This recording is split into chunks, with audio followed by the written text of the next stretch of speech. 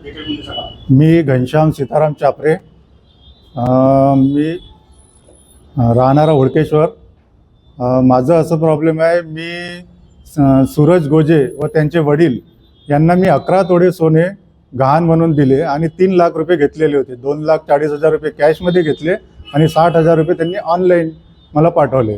मी त्यांना मागे पुढे जरी झालं तरी व्याज पूर्ण दिलं, डिसेंबर 24पर्यंत व्याज दिलेलं आहे।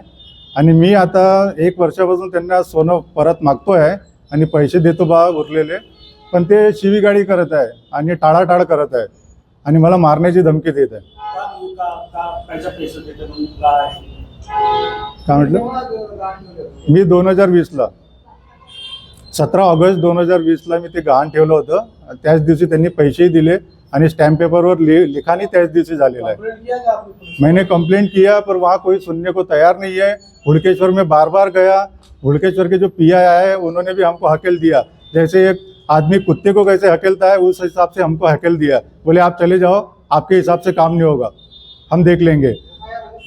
नहीं हो गई, हमको बाहर भेजते थे वो वापस, और जो आरोपी है उनको बैठा के चाय पानी बढ़िया चालू था वहाँ पे। एनसी रजिस्टर हुई, हाँ कॉपी आहे। माझा बोलू, माझा मुलगा याचे सूरज गोजे हे नागपूर शहराचे शिवसेना शिंदेचे शहर अध्यक्ष आहे। त्यांनी तेच धमकी देऊन राहिले वारंवार, मी एकनाथ शिंदेचा माणूस आहे, माझं कोणी काही बिघडू शकत नाही, तुम्ही आमदारकडे जा, खासदारकडे जा, माझे कोणी उपळून भारे बांधू शकत नाही, या शब्दात त्यांनी बोललेलं आहे मला। मी हुडकेश्वरला केली, कारण की माझा एरिया तोच होता। मी कमिशनर सरांकडे गेलो, पर्सनली मिळालो, त्यांनी 2 मिनटं पीआयला फोन लावला पण काही झालं नाही। मी निवेदन आपल्या गडकरी साहेबांकडे दिलं, फडणवीस साहेबांच्या सचिवालयामध्ये दिलं, पण कुठेच काही झालेलं नाही आहे। माझी कोणीच ऐकत नाही आहे। हे आता 1 महिन्याआधी।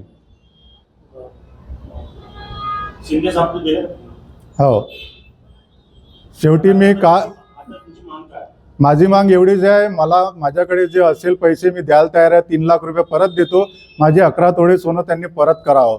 कारण की 3 ते 4 महिन्यांनी माझ्या पोरीच्या लग्नाची तयारी सुरू आहे। अगर हे झालं नाही तर मी माझं काय होईल हे फक्त देव जाणो। त्याच्यामुळे माझी वारंवार तब्येत खराब होऊन राहिली, रात्री 1 वाजता मला हॉस्पिटलाइज जावं लागलं।